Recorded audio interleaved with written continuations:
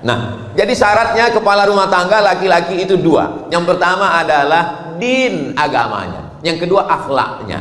Ini nggak boleh bertentangan. Ada sebaliknya, dengan tetangganya sopan, dengan kawannya baik, ngomongnya lembut, tapi nggak sholat. Itu juga tidak baik. Yang satunya sholat, orangnya rajin. Kalau dengan temannya, masya Allah, tabarakallah, kalau pergi ke restoran dengan teman, tiba-tiba itu jusnya tumpah. Tenang bro, kita pesan satu lagi. Pesan satu lagi. Dengan teman lembut, tapi dengan istri, begitu tumpah, kemana matanya tadi? Saya Ustadz, dulu nyangka kalau nikah sama dia hidup saya bahagia, karena saya lihat dia statusnya sudah mantap, pengusaha, BUMN, PNS. Ternyata Pak Ustadz, harta tidak membahagiakan. Kenapa Bu? Sampai sekarang dia nggak sholat. Gimana rasanya punya suami nggak sholat? Kayak tidur sama genderuwo. Apa kabar Bapak Ibu semua? Alhamdulillahirabbil alamin. Allahumma sholli ala sayyidina Muhammad wa ala ali sayyidina Muhammad. MC kita, host kita, protokol kita memanggil saya dengan pantun. Jadi dalam tradisi pantun itu mesti dijawab. Anak raja duduk merayu, akan pergi ke Pulau Maluku. Kalau sampean orang Melayu, nek aku yang melaku. Sekedar menyambut saja. Tradisi pantun itu sebenarnya untuk mencairkan suasana saja.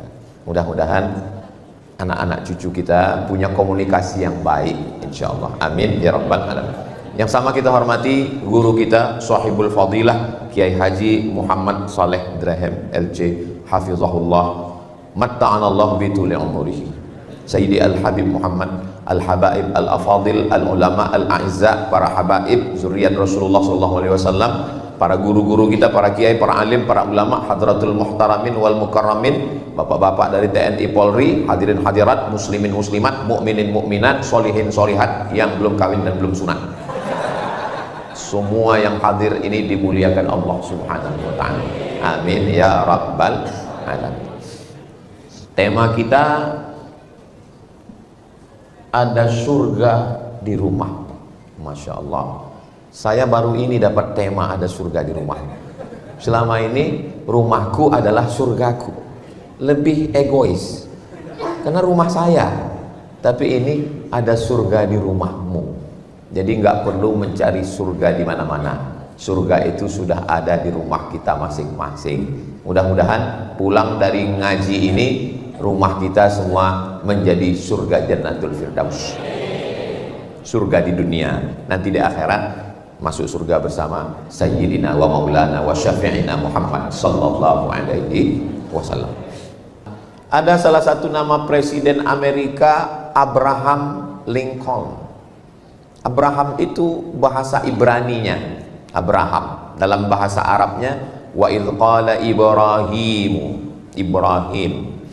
Asal maknanya Abu Rahim, Abu bapak, Rahim yang lembut, yang baik, yang penyayang, yang mengayomi, yang melindungi, yang bisa dijadikan teladan.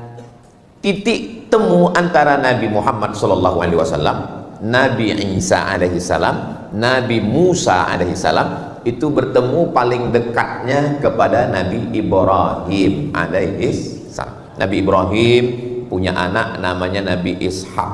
Nabi Ishak punya anak namanya Nabi Yakub. Nabi Yakub punya anak namanya Nabi Yusuf. Nabi Yusuf punya saudara-saudara 11. Salah satunya adalah Yahuza. Keturunan Yahuza ini disebut dengan Yahudi.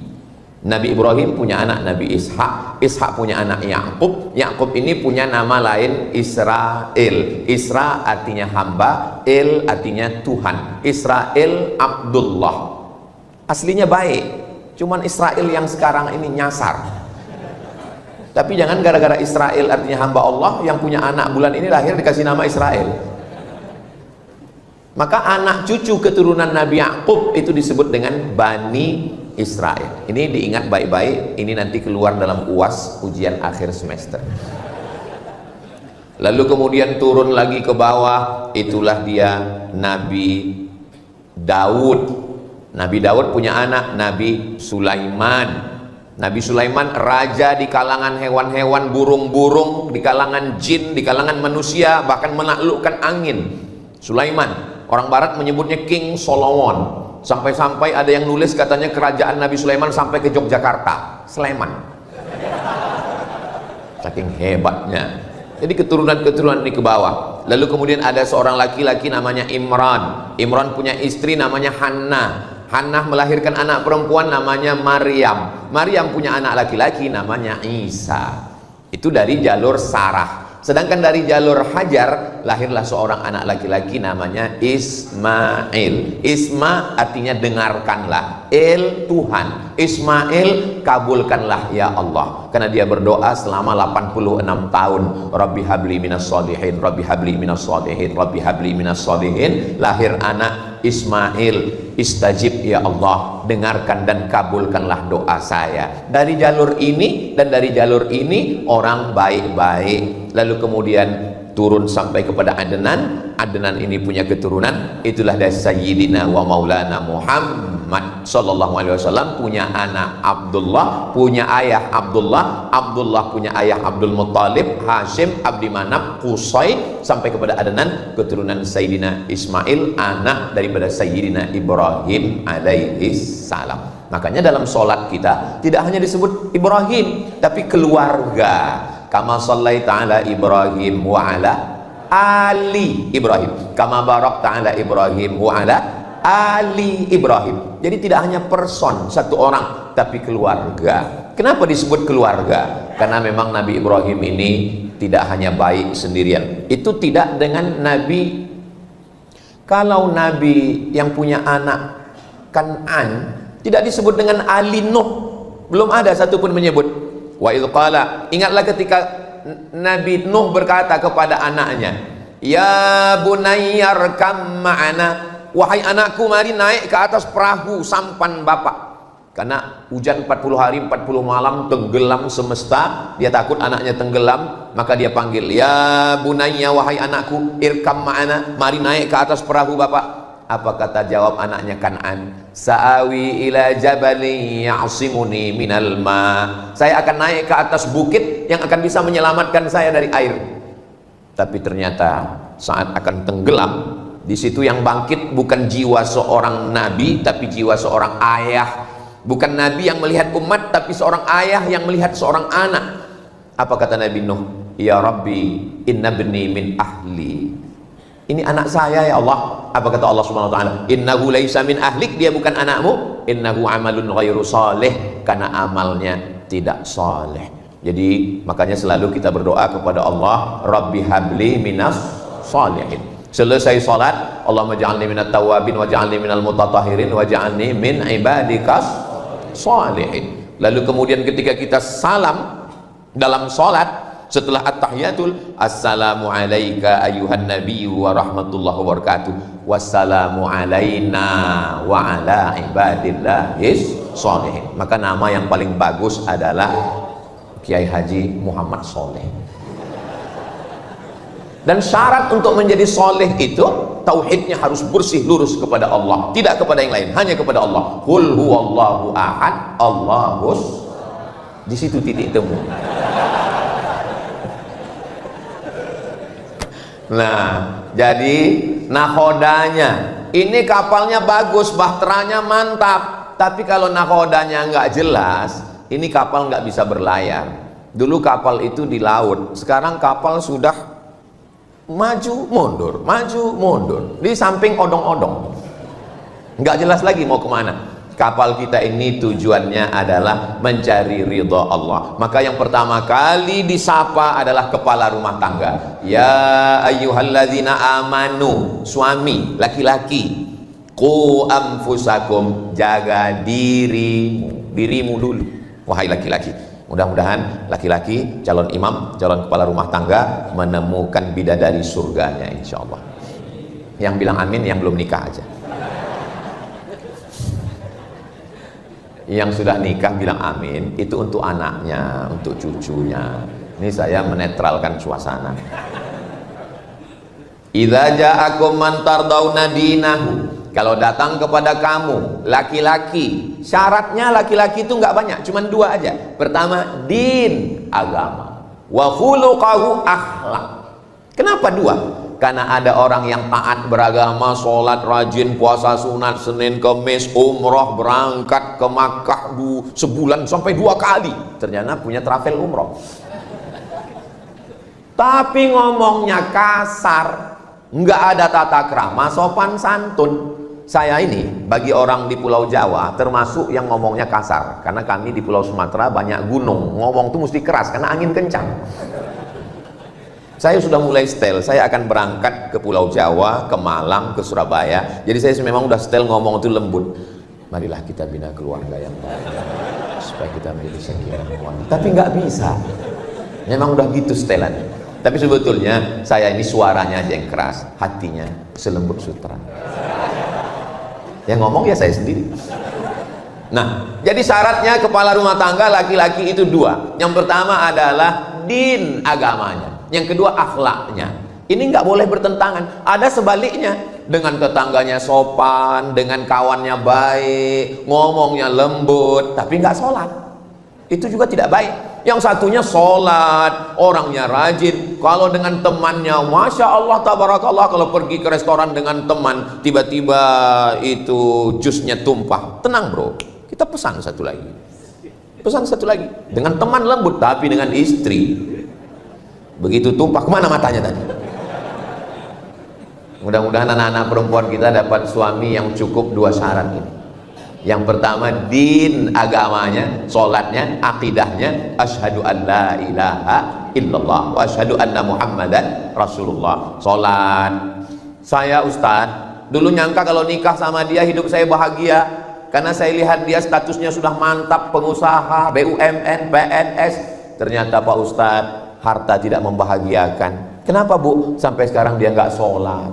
Gimana rasanya punya suami nggak sholat? Kayak tidur sama genderuwo. Lama hidup banyak dirasa, jauh berjalan banyak dilihat. Lama jadi ustadz banyak yang curhat.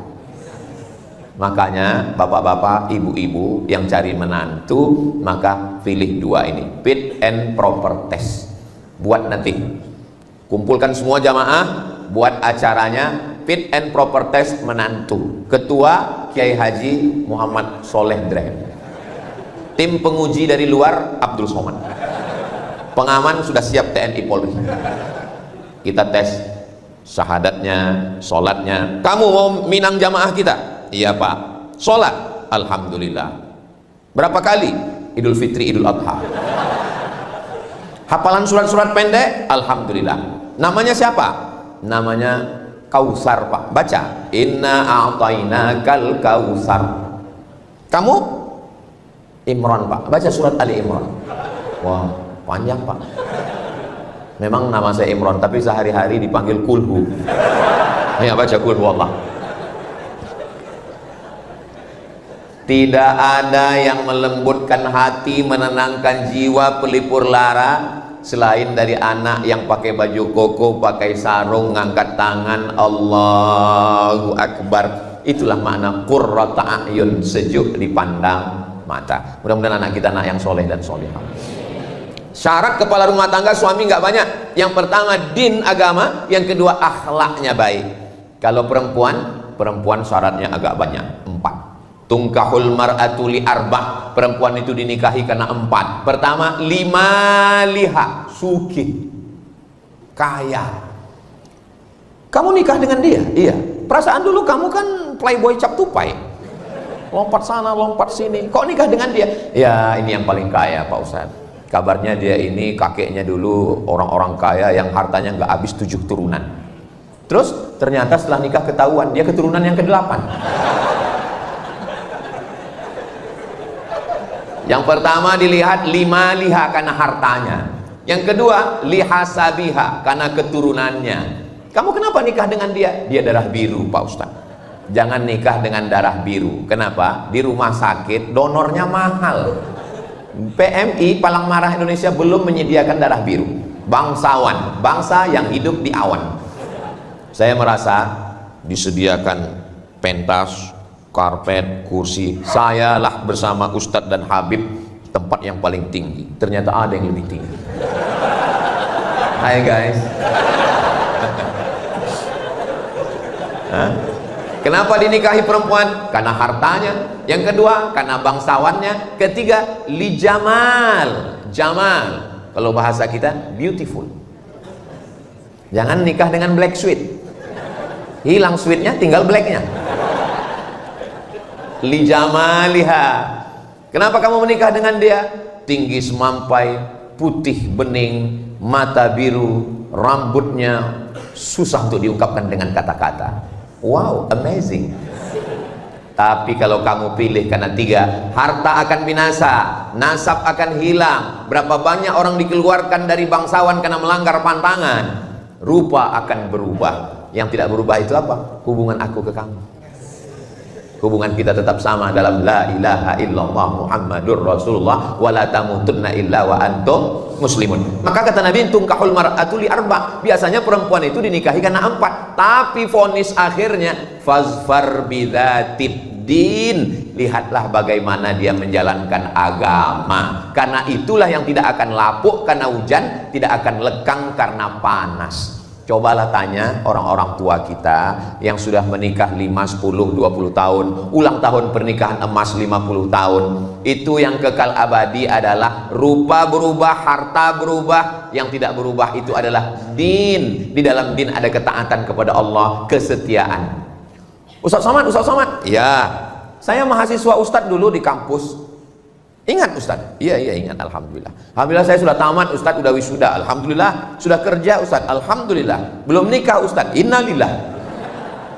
Kenapa belum nikah? Dulu kan Ustadz ngomong, katanya kalau nyari istri itu lihatlah pada hartanya, nasabnya, cantiknya, agamanya. Ustadz, tolong carikan saya yang ada 4-4-nya. Kalau ada 4-4-nya ngapain saya kasih ke kamu?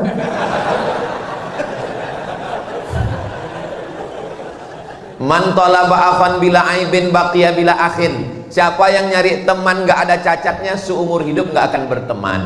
Siapa yang nyari istri sempurna, maka seumur hidup akan menjadi jombloan sejati. Menikah itu bukan mencari kesempurnaan, tapi menutupi segala kekurangan. Sebelum nikah memang yang dilihat lebih tinggi, lebih ganteng, lebih cantik, lebih kaya. Tapi setelah menikah yang dilihat nampak adalah kekurangan-kekurangan. Maka muncullah ungkapan laki-laki, hijau rumput di rumah lebih hijau rumput sintetis. Karena sekarang semuanya serba plastik. Maka perempuan melihat laki-laki 2. Tapi perempuan kan tidak menerima pinangan, walinya, bapaknya, kakeknya. Kalau kita punya teman, punya sahabat nggak nikah, jangan digojlokin, jangan diejek, jangan diolok-olok, jangan diprank. Saya kalau ada teman yang belum nikah, pas lagi ngobrol-ngobrol, bro, nikahnya kapan? Dunia udah mau kiamat. Kalau ada yang teman belum nikah, nikahnya kapan? Ini kan udah mau dekat bulan Ramadan, masa bangun sahurnya pakai mercon? Saya termasuk orang yang menjaga perasaan orang lain. Cuman kadang orang aja nggak pernah menjaga perasaan saya. Kalau teman belum punya motor, jangan cerita motor. Kalau teman belum punya rumah, jangan cerita rumah. Kalau teman belum punya istri, jangan cerita nikah. Kalau dia belum punya anak, jangan cerita anak. Maka kalau kita mau nolong dia, jangan di depan orang ramai. Itu mempermalukan dia. 4 mata. Teman, kawan, sahabat, kakak kelas. Saya biasanya kalau ada yang nggak nikah, saya ajak 4 mata. Pertanyaan saya pertama adalah, ada nggak orang cantik yang kamu lihat? Kalau dia bilang ada, berarti masih sehat. Tapi kalau dia bilang nggak ada, bahaya. Waspadalah. Mohon maaf ya bro, kamu pernah nggak ngelihat orang cantik? Pernah kata dia. Di mana? Di kampus. Orangnya masih ada. Ada. Kira-kira kamu mau nikah dengan dia? Mau buangan. Terus kenapa? Aku nggak berani ngadap dia. Oke, besok pagi kita akan datang ke rumah orang tuanya. Dulu saya mau, kira-kira ya 10 tahun yang lalu. Kalau sekarang saya udah nggak mau lagi membawakan. Saya khawatirnya kalau saya yang bawa, saya yang diterima.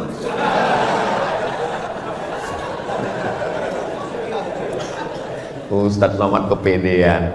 Jadi kita tolong teman kita, sahabat yang mau nikah, jangan kepedean, mentang-mentang udah kerja, udah sarjana, udah ini langsung datang. Assalamualaikum Pak Haji, saya tidak mau hubungan kita hanya sekedar 1 jamaah di masjid. Mau ingin yang lebih dekat daripada itu. Angkat aku jadi menantumu.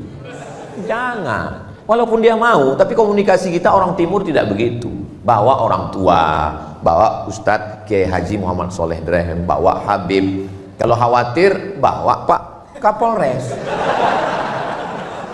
Kalau bawa Kiai mungkin bacakan ayat. Fankihu ma taba lakum minan nisa'i masna wa thulatha wa ruba. Wankihul ayama minkum min ibadikum. Tapi kalau Pak Polisi nggak perlu basa-basi, terima. Kalau nggak saya tilang.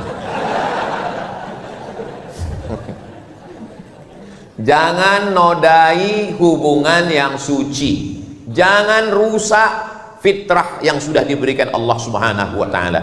Jaga. Bapak yang punya anak laki-laki, ibu yang punya anak perempuan, jangan biarkan angka aborsi kita 1,5 juta. Nauzubillah, nauzubillah, nauzubillah. Berarti setiap detik ada. Ditambah lagi grup-grup sekarang. Saya mau menceritakannya pun malu. Yang terakhir di Bredel, grup sedarah. Nauzubillah, nauzubillah, nauzubillah. Mudah-mudahan Allah menyelamatkan negeri ini. Wa ma kana Allahu liyu'adzibahum wa anta fihim. Allah tidak akan menurunkan azab selama Nabi Muhammad SAW masih ada bersama kamu. Wa ma kana Allahu mu'adzibahum wa hum yastaghfirun. Allah tidak akan menurunkan azab selama masih ada yang beristighfar. Kalau dilihatlah merajalelanya zina, sudah lama azab itu turun. Gunung meletus, tsunami naik ke darat. Kenapa negeri ini masih aman? Masih ada orang-orang tulus ikhlas yang bangun tengah malam beristighfar. Astaghfirullah Rabbal baraya, astaghfirullah minal khataya. Tulus ikhlas karena Allah Subhanahu wa taala. Lalu kemudian jangan kita rusak negeri ini. Insya Allah Jawa Timur, Surabaya, Indonesia tetap dijaga dalam lindungan Allah. Baldatun thayyibatun wa rabbun. Kalau zina dan riba sudah merajalela, itu tanda mereka mengundang azab Allah Subhanahu wa taala.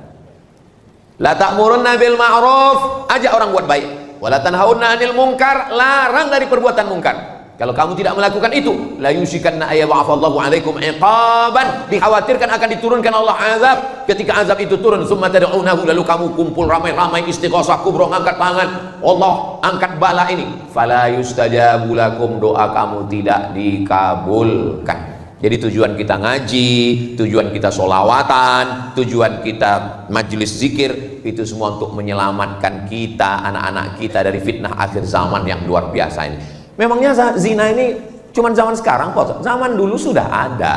Cuman komunikasi manusia waktu itu tidak semasif sekarang. Zaman dulu laki-laki mau ngomong sama perempuan itu nggak boleh, pantang, aib. Lihatlah bagaimana susahnya Zainuddin komunikasi dengan Hayati dalam tenggelamnya kapal Van der Wijk. Dulu ditulis itu kertas, lalu diletakkan di celah sayap burung merpati. Hai burung, sampaikan pesanku padanya. Rupanya burungnya salah alamat. Musim berubah, hari berganti, tidak lagi pakai burung, dimasukkan ke dalam botol kaca. Salamkan cintaku padanya. Yang diharapkan supaya ini botolnya ke Pulau Jawa, nyas ke Afrika. Akhirnya berubah. Lalu kemudian ketika Zainuddin mau pergi ke surau sore-sore ke Langgar, dia pun meletakkan secari kertas di celah ketiaknya. Lalu Hayati pun lalu dan mereka pun mengambil. Sekarang langsung DM, hai besti. Kalau ada laki-laki menyapamu, hai sayang, kamu cantik, dia bukan bapakmu, dia bukan kakekmu, dia bukan kakakmu, dia bukan pamanmu, yakinlah dia buaya darat. Ini anak-anak perempuan kita mesti kita jaga. Tolong adik-adik yang punya usaha sablon, yang punya usaha stiker, buatkan stiker say no to bonceng. Buatkan baju kaos di belakang, katakan tidak pada narkoba, say no to drug, katakan tidak pada playboy. Tapi baju-baju yang begini jangan dibawa sholat Jumat. Mungkin sholat pas enggak, untuk menyelamatkan anak-anak kita. Kadang anaknya sudah ngaji, malah orang tuanya. Dulu disebut kenakalan remaja, sekarang kenakalan orang tua. Orang tuanya nanya, kamu udah punya pacar? Belum. Hari gini nggak punya pacar, apa kata dunia? Lingkungan kita tidak mendidik, tontonan kita tidak jadi tuntunan, telinga tidak memberikan nasihat. Saya untuk ngomongnya dalam masjid pun malu, untuk mengucapkannya di depan Habib, di depan Kiai pun rasanya nggak sopan. Tapi ini kenyataan. Apa lagu yang didengar? kucing garong, keong racun, cinta satu malam, selimut tetangga, sepia, pulang-pulang berbadan dua. Itu zina semua. Kenapa terpikir bagi mereka untuk membuat lagu-lagu setan, lagu-lagu maksiat, lagu-lagu kumpul kebo ini? Kenapa terpikir? Wa inna syayatina la yuhuna ila awliyaihim. Setan-setan mengirimkan signal kepada wali-wali mereka. Kenapa lagunya bagus ya? Kenapa syairnya indah ya? Padahal mengajak perbuatan zina. Ini adalah bisikan-bisikan setan yang merusak. Mudah-mudahan Allah menyelamatkan anak-anak kita insya Allah.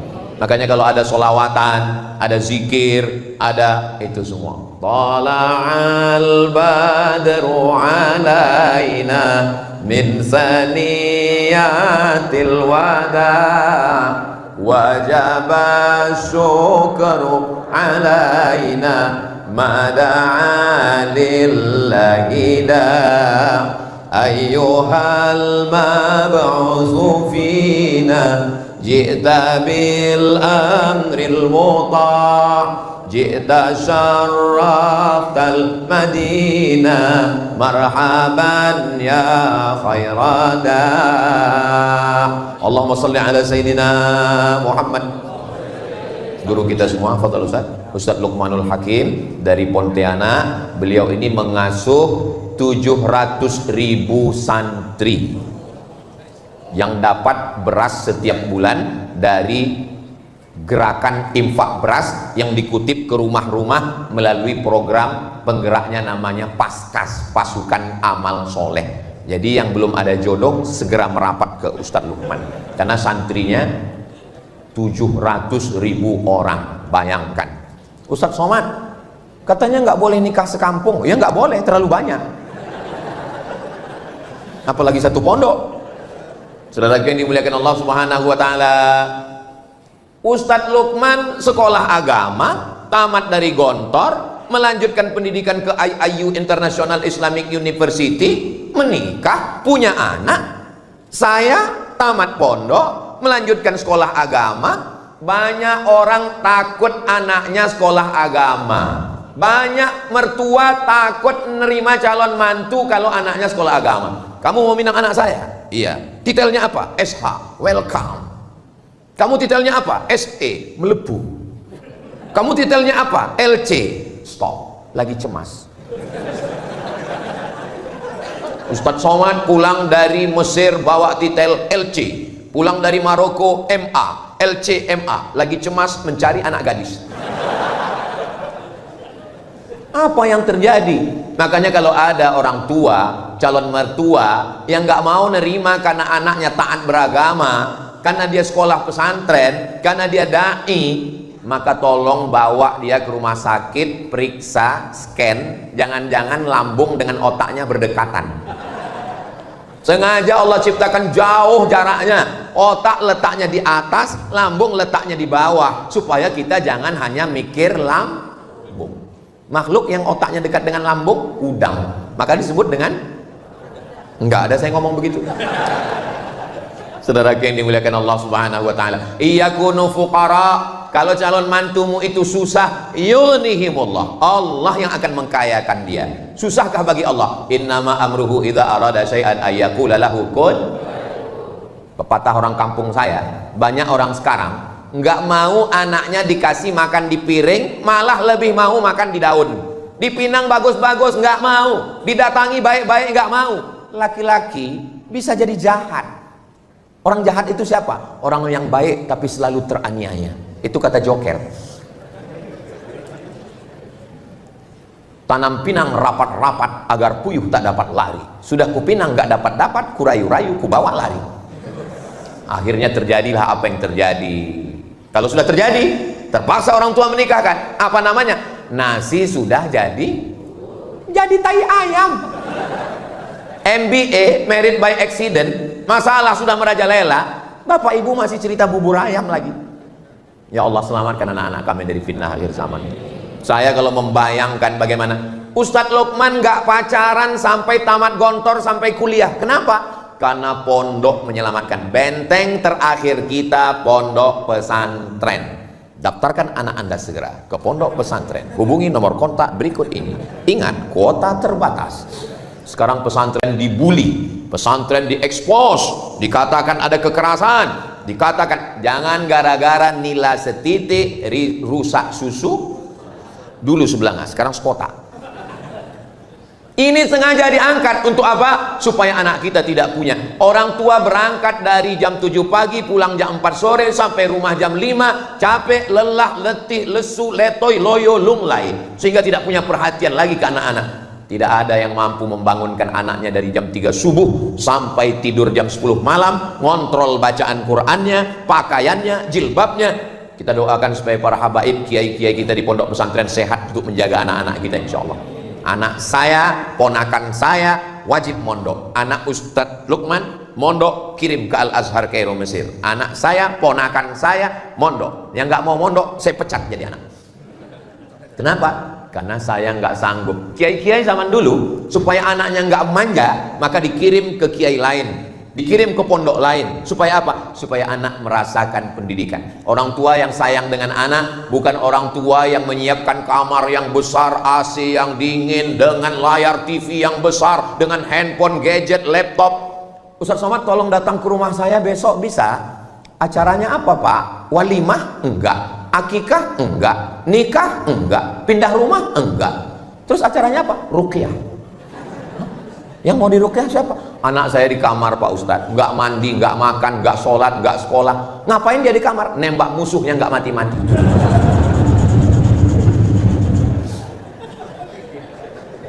Terus terang saya belum pernah membaca hadis mu'izuka min game online.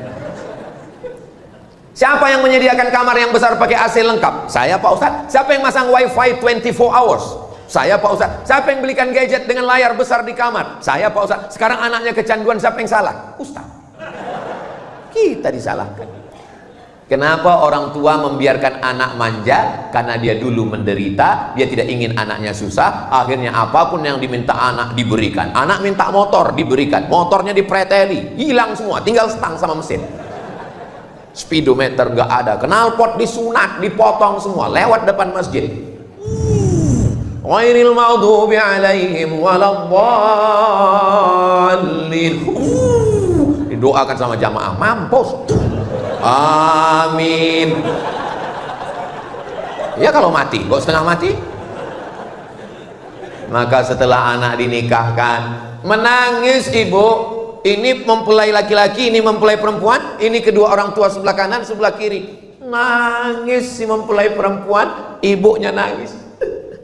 Ibu nangis kenapa? Tanggung jawab saya sebagai orang tua sudah lepas Pak Ustadz. Anak saya sudah nikah. Kata siapa?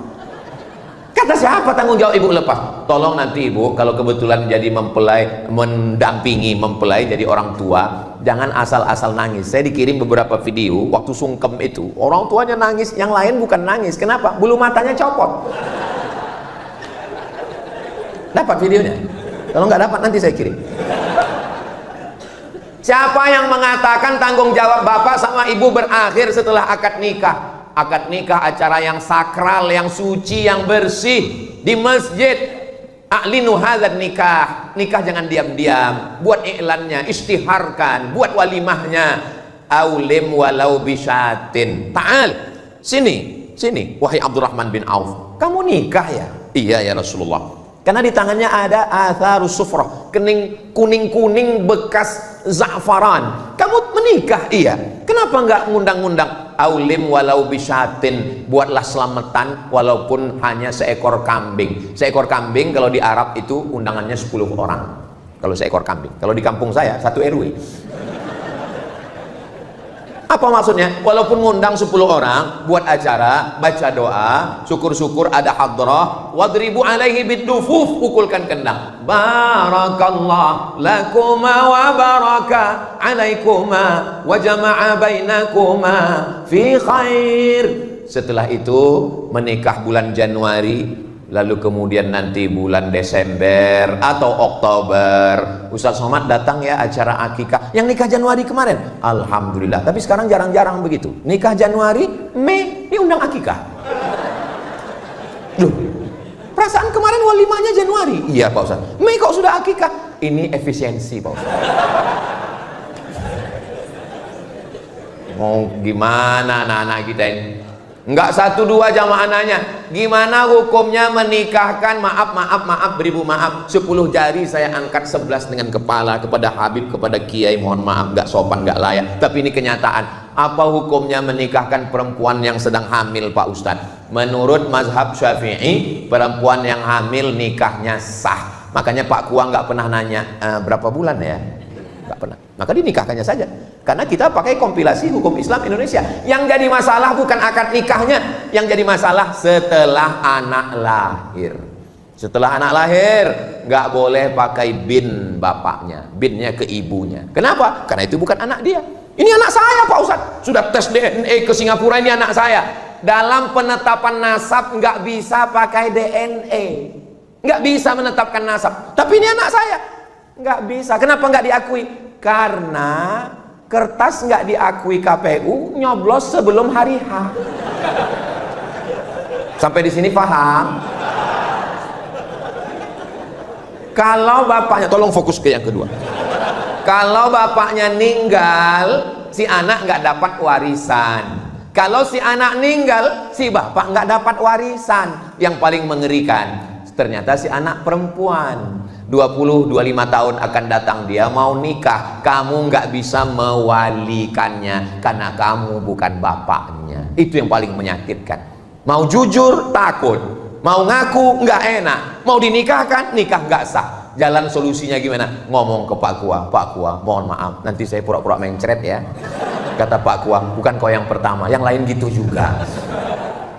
Akhirnya Pak Kua yang menikahkan. Zawwajtuki, aku nikahkan engkau, bima wakkalani fulan, karena si fulan nggak ada yang mewakilkan. Karena fasultanu waliyun man la waliyalaha, sultan wali hakim Pak Kua adalah menjadi wali bagi perempuan yang nggak punya wali. Bayangkan itu, pikirkan. Makanya zina ini efeknya multi efek, sistemik, efek domino. Batu domino kalau disusun senggol satu, runtuh semuanya, hancur semuanya. Laki-laki calon suaminya bisa curiga, kenapa enggak bapakmu enggak mewalikanmu? Ujung-ujungnya dia lihat, kenapa hidung kalian beda? Nauzubillah. Yang lalu-lalu apa boleh buat? Mudah-mudahan Allah mengampunkan. Yang akan datang kita perbaiki bersama. Kita selamatkan anak-anak kita ini insya Allah. Selamat dari perbuatan. Lalu kemudian setelah anak lahir, ketika anak lahir, bisikan pertama di telinga sebelah kanan. Waktu anak saya lahir, Mizian Hazik Abdillah, waktu itu saya belum viral. Saya datang ke rumah sakit, datang perawat bidannya nanya, mau ngapain mas? Gitu. Saya nggak pakai peci. Saya kalau nggak pakai peci, pakai baju kemeja, disangka orang mahasiswa semester 7. Saya bilang, saya mau, anak saya baru lahir, kebetulan tanggal 1 Muharram. Saya lagi ceramah nyambut 1 tahun baru, pulang-pulang dia udah lahir. Maka tolong nanti bayinya dipegang begini, kepalanya di sebelah kiri, azannya di telinga kanan. Bisa azan kan katanya? Tapi alhamdulillah, artinya bidan-bidan kita walaupun dia nggak mondok, nggak sekolah agama, tapi sudah diajarkan ternyata mesti diazankan. Saya azankan. Azan untuk anak bayi nggak sama dengan azan masjid. Ini sekarang banyak yang ketukar-tukar ini. Azan yang mestinya untuk masjid dipakai untuk bayi. Kalau untuk masjid itu suaranya lantang, Allahu Akbar, Allahu Akbar. Kalau untuk bayi, Allahu Akbar, Allahu Akbar. Ini sekarang banyak yang untuk bayi dipakai ke masjid. Makanya orang nggak ke masjid. Pas ditanya, sampai orang lu ngonang masjid? Iku untuk bayi. Bisikan ke anak kita adalah asyhadu an la ilaha illallah. Masuk ke telinga, ditangkap oleh otak, sampai ke tangkai jantung, masuk ke mata, masuk ke telinga, masuk ke tangan, masuk ke kaki, masuk ke sumsum, masuk ke otak. Kalimatu haqqin 'alaiha nahya wa 'alaiha namutu wa biha nub'atsu. Makanya ketika dia naik pesawat, ketika pesawat itu mulai goncang, yang keluar dari mulutnya adalah Allahu Akbar. Ketika black box, kotak hitam, pesawat meledak, kotak hitam ditemukan, diputar lagi. Apa teriakan mereka ketika dalam pesawat? Satu kalimat serentak, Allahu Akbar. Mudah-mudahan kita pun ketika mati itulah kalimat terakhir insyaallah. Jangan sampai waktu kita mau sakratul maut, pas didekatkan telinga teman tanya, bukan la ilaha illallah yang keluar, udah ngopi belum? Saudaraku yang dimuliakan Allah Subhanahu wa taala. Nampaknya simpel sederhana, tapi itu ajaran Islam. Setelah anak lahir diambil kurma, lalu dikunyah, airnya dimasukkan ke mulut bayi, namanya tahnik. Ingat baik-baik, pakai hak, tahnik. Ini banyak nih yang belum ngaji, baru-baru hijrah. Ustaz Somad tolong anak saya diteknik. Tahnik, emang teknik sipil.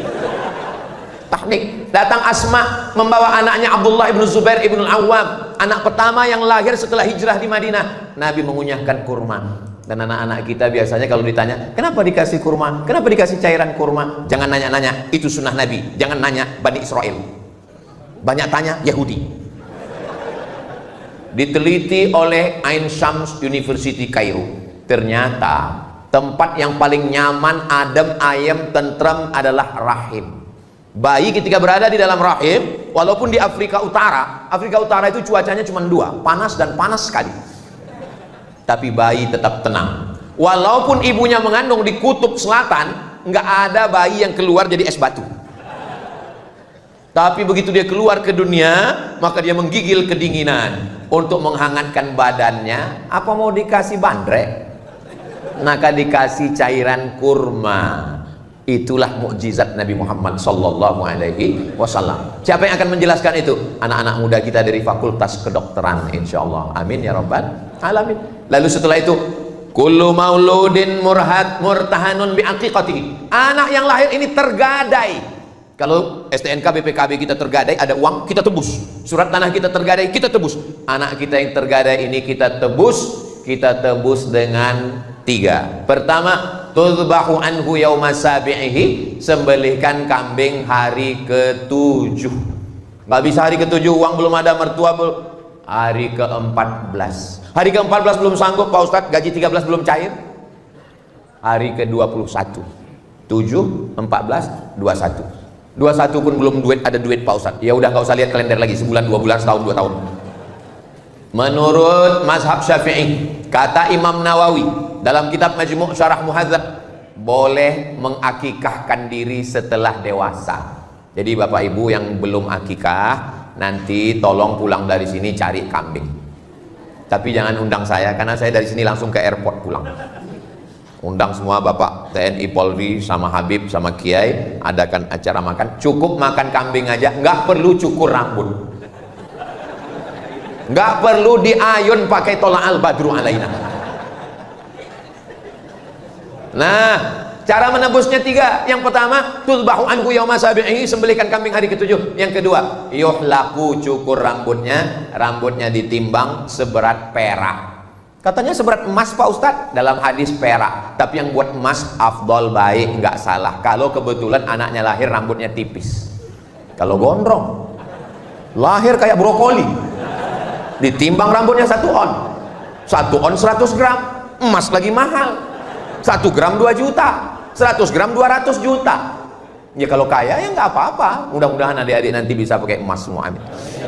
Dari bunyi aminnya seperti nggak yakin. Wa yusamma, kasih nama yang bagus-bagus, nama yang ada dalam Al-Quran. Di antaranya surat Luqman, Ustadz Luqmanul Hakim. Nama yang baik-baik ini bagus semua. Supaya apa? Supaya ini jangan sampai ditanya, siapa nama kamu? Nama saya Lapendos. Apa itu? Lelaki penuh dosa. Mohon maaf kalau kebetulan namanya sama. Saya takut disomasi, ditangkap. Harap maju ke depan, kita bacakan absen satu-satu. Camry, hah? Merek mobil sedan. Kenapa namamu dikasih begini? Kebetulan saya lahir 17 Agustus Pak Ustadz. Loh kok Camry? Apa hubungannya? Kemerdekaan Republik Indonesia. Mantap. Ya buatlah di awalnya Muhammad Camry, Ahmad Camry, biar orang tahu. Mana tahu terjadi sesuatu, tahu. Jangan sampai jamaah bingung, ini mau kita kirim kemana ini? Ke Jepang. Nah, banyak orang ini berkata, what is in a name? Apalah arti sebuah nama? Dalam Islam nama itu adalah doa, nama adalah keberuntungan. Nama-nama yang tidak baik diganti Allah dengan nama yang baik-baik. Saya dikasih nama Abdus Somad. Awalnya dulu nama saya dikasih kakek saya. Itulah orang dulu. Saya tanya, yang ngasih nama saya siapa, Mak? Yang ngasih nama kamu kakekmu. Ibu saya merasa nggak ngerti, nggak tahu apa-apa. Dia nanya. Orang sekarang nggak mau nanya, buat sendiri. Pakai ilmu apa? Cocokologi. Nama suami, nama istri gabungkan. Nama suami Sulaiman, nama istri Toibah, nama anak Letoy. Mohon maaf Pak Sulaiman. Apa ini? Kita punya kiai, kita punya habib, tanya kira-kira nama yang baik untuk anak saya siapa? Nama saya dulu pertama kali dikasih mbah saya, kakek saya, dikasih nama Solah. Bagus, Solah pakai H. Solah artinya baik. Tapi di kampung saya orang Melayu, Solah itu nama ikan. Kata ibu saya, masa dipanggil ikan gitu? Nama yang lain lah Pak. Akhirnya dikasih nama, waktu itu qori yang terkenal di Mesir, Syekh Abdul Somad, Abdul Basit Abdul Somad, maka dikasih Abdul Somad. Maka waktu saya kuliah di Mesir, setiap ditanya orang, Ismake, what is your name? Abdul Somad. Masya Allah Syekh, kata dia. Saya yang khawatir, takut disuruh ngaji. Nama ini penting. Lalu kemudian setelah itu apa lagi? Diajarkan membaca. Ayyu'allimahul kitaba idza aqala. Diberikan dia pendidikan yang baik. Man ala salasa banatin, siapa yang membesarkan mendidik 3 anak perempuan, fa'addabahunna, diberikan pendidikan yang baik, wa zawwajahunna, dinikahkan dengan orang baik-baik, wa ahsana ilaihinna, buat baik sampai mati meninggal dunia, falahul jannah, maka surgalah baginya. Mudah-mudahan kita mendapatkan kunci surga dengan membesarkan anak-anak kita ini insyaallah. Yang kaya raya hartanya tinggal, pejabat, jabatan tidak lama, paling lama 2 periode, itu pun kalau tidak ditangkap KPK. Tapi kalau punya anak yang soleh, bangun dia di tengah malam dan berdoa, Rabbil firli wali walidayya warhamhuma kama rabbayani shaghira. Sekarang di pintu-pintu masjid, di pintu-pintu mall ditulis ada namanya QRIS. QRIS. Cara bacanya gimana sebetulnya? Kris. Q-nya quick. Quick artinya cepat. R-nya response. Kris. Quick response code. Kode yang cepat merespon. Sekarang banyak ayah tidak merespon, dipanggil anaknya, Papa, tadi adik punya nilai bagus di sekolah, bapaknya tetap juga scroll. Makanya ibu kalau punya suami nggak cepat merespon, tempel kris di kering. Bapak dari pagi berangkat jam 7 sudah masuk kantor, dagang, bisnis, ke mall, kerja, pulang jam 5 sore. Habis itu azan maghrib, sholat maghrib di masjid, langgar surau musola sampai isya, pulang ke rumah sudah jam 8. Punya waktu dengan anak tinggal 3 jam, 9, 10, cuman 2 jam, 9, 10. Tolong handphonenya matikan. Quality time. Saya datang setiap provinsi, saya datang setahun cuman sekali, Jumat, Sabtu, Ahad, Senin. Ini tausiah saya yang terakhir, maksudnya untuk jadwal Jawa Timur. Habis ini saya langsung ke airport. Tapi setelah ini saya akan pulang ke rumah, saya akan menjadi seorang ayah, saya berlaku sebagai seorang suami, sholat subuh saya mengimami santri, habis itu bacakan kitab Jalalain, habis itu nanya santri satu-satu, saya akan bawa anak saya jalan-jalan, saya bawa mereka pergi, saya nyetir sendiri, saya pergi ke pasar belanja ikan sama istri saya. Gimana caranya Ustadz belanja ikan, apa orang nggak tahu? Saya pakai masker, saya pakai kacamata hitam. Ustadz Somad ya? Mirip, saya bilang. Tolong. Ibu kerja di kantor, masuk pagi jam 7 berangkat dari rumah, jam 7.30 sudah apel, sampai makan siang dengan orang lain, masuk kantor lembur sampai sore, pulang ke rumah. Bersama suami orang 10 jam, dengan suami sendiri 2 jam. Apa kata orang Inggris? Witing trisno jalaran suko kulino. Cinta tumbuh karena sering bersama, jalan sama, satu kantor sama, tukar-tukaran nomor, berawal dari curhat, lama-lama nggak layak saya mengucapkannya. Kamu kenapa jalan sama dia? Kamu kenapa akrab dengan dia? Kamu kenapa tukar-tukaran nomor, tukar-tukaran video sama dia? Dia sudah macam abang saya, dia sudah macam kakak saya, dia sudah macam saudara saya. Berawal dari macam, berakhir dengan macam-macam. Waspadalah. Kenapa perempuan perlu perhatian? Karena dia makhluk yang memang minta. Perempuan itu dia mengingat kata-kata yang keluar dari mulut suaminya. Makanya Nabi memanggil ya Aish, Kenapa dia panggil ya Aisyah? Karena Aisyah suka sekali dengan panggilan itu. Ya Humairah. Perempuan mengingat suara itu terngiang di telinganya. Ya Humairah, wahai engkau yang kulitnya putih kalau kena cahaya matahari kemerahan. Ustaz, ya, saya boleh memanggil istri saya ya Humairah? Boleh. Pulang dari sini panggil ya Humairah. Tapi dia nggak putih, ya nggak apa-apa.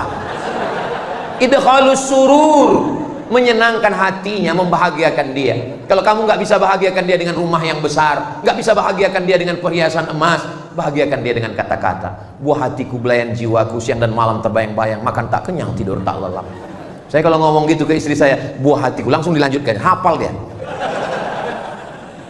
Jangan laki-laki ini kadang terlalu jujur, pulang ke rumah manggil ya Hajar Aswad.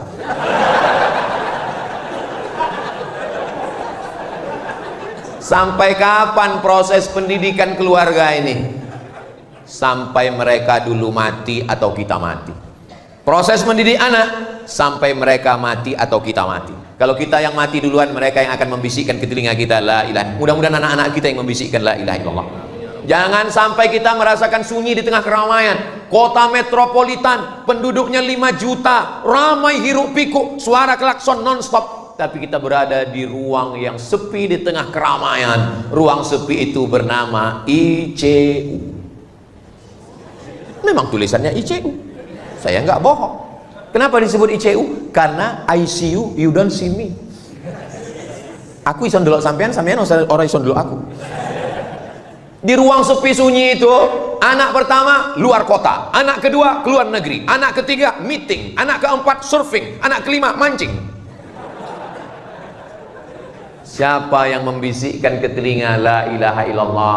Mana uang yang dicari pergi pagi pulang petang, peras keringat banting tulang? Mana yang lembur kerja nggak pulang-pulang sampai berbulan-bulan nggak pulang, kepala rumah tangga bernama Bang Toib? Akhirnya kita hanya mau husnul khotimah. Mudah-mudahan anak kita nanti semua yang membimbing kita, yang membacakan surat Yasin, yang mendoakan kita, yang membacakan tahlil afdhalul dzikri fa'lam annahu la ilaha illallah. Mereka mengantar jenazah kita, mereka yang memandikan. Makanya masjid-masjid tolong buat acara penyelenggaraan jenazah, tapi yang latihan itu yang anak-anak muda. Ini sekarang banyak di beberapa tempat yang latihan malah jamaah yang udah tua. Jangan, karena kalian yang mau dilaksanakan. Anak-anak muda ini, itu Pak Ustadz, penyelenggaraan jenazah itu berat Pak Ustadz, modalnya besar. Apa modalnya? Orang cuman keran air kok. Iya, tapi Pak Ustadz itu kan mesti ada bonekanya. Nggak usah pakai boneka, pilih salah satu yang malas sholat. Izin sama bapaknya, Pak, izin ya anak bapak nanti untuk praktek. Memang saya sudah lama nasihati dia, nggak cocok, siram. Cara menyiramkan air ke jenazah. Nah, jenazah orang oleh guyu, orang cocok guyu. Nah, hanya sampai pengkafanan, jangan dikuburkan. Khawatirnya kita bercanda, malaikat serius. Saya yang memasukkan jenazah almarhumah ibu saya ke liang lahat. Saya yang membuka talinya, saya yang membuka wajahnya, saya yang memiringkannya ke arah kiblat, saya yang menempelkan hidungnya ke tepi. Dulu engkau mandikan aku, engkau letakkan aku di anduk yang lembut. Sekarang aku meletakkanmu di atas liang lahat tanah. Dulu kalau aku menangis, kau letakkan tanah liat, kau letakkan bantal yang lembut di atas kasur yang wangi. Hari ini apa yang kubalaskan? Kuletakkan di tengkukmu tanah liat yang keras, yang bau. Tapi saya puas. Kenapa? Karena saya sempat datang. Jadwal waktu itu di Pulau Madura, tanggal 18 Maret 2019. Saya bilang, kalau pesawat ini cepat saya sampai, tunggu saya. Tapi kalau tidak, apa boleh buat? Alhamdulillah saya sempat sampai. Saya mengimami sholat jenazah, saya mengantarkan, saya dengan adik saya, dengan sahabat saya, kami turun bertiga, kami yang meletakkannya ke bawah. Setelah itu saya naik ke atas, saya membacakan talqin, saya mendoakan. Sampai hari ini sejak beliau wafat, tidak pernah putus pembagian sembako 300 paket, karena itu yang kami mampu. Dan sekarang membangun masjid, insya Allah tak lama lagi peresmian Masjid Hajjah Rohana. Mudah-mudahan, saya cerita ini tidak ingin macam-macam, saya cuma ingin supaya adik-adik saya, sahabat-sahabat saya, kalau ibu kalian masih hidup, ayah kalian masih hidup, bahagiakanlah mereka. Saya dulu nggak pernah punya cita-cita apa-apa. Ketika ditanya, Ustadz nanti mau jadi apa? Enggak. Yang penting aku kuliah, dapat ijazah, mau jadi dosen, dapat gaji, membahagiakan orang tua. Hanya itu saja. Bahagiakanlah orang tua. Karena kalau dia udah nggak ada lagi tempat kita bisa bercerita. Dulu kalau saya pulang begini, saya akan cerita, Mak, ini ada sorban dari Jawa Timur. Mak, aku dapat cincin. Mak, aku dapat parfum. Dia akan buka parfum itu, dia cium. Oh, wangi ya, cincin kau cantik ya, bagus ya. Sekarang nggak ada. Bercerita ke istri, ke anak, ya, tapi rasanya tak sama. Maka kalau ibu kalian masih ada, ayah masih ada, bahagiakanlah, senangkanlah mereka. Siapa yang membahagiakan orang tuanya, menjadikan orang tuanya seperti raja-raja, maka insya Allah, Allah akan buat rezeki dia pun sama seperti rezeki raja-raja. Bukan hadis Nabi, dapat saya di grup WhatsApp. Tadi saya mulai jam 8 kurang 15, sekarang sudah jam 9 kurang 20. Jadi ini sudah melanggar kode etik jurnalistik. Mestinya kalau saya dengan Ustadz Lukman itu pembagian waktunya 30 menit. Mudah-mudahan apa yang saya sampaikan ini menjadi pelajaran buat saya sendiri, mudah-mudahan keluarga kita semuanya sakinah, mawaddah, warahmah.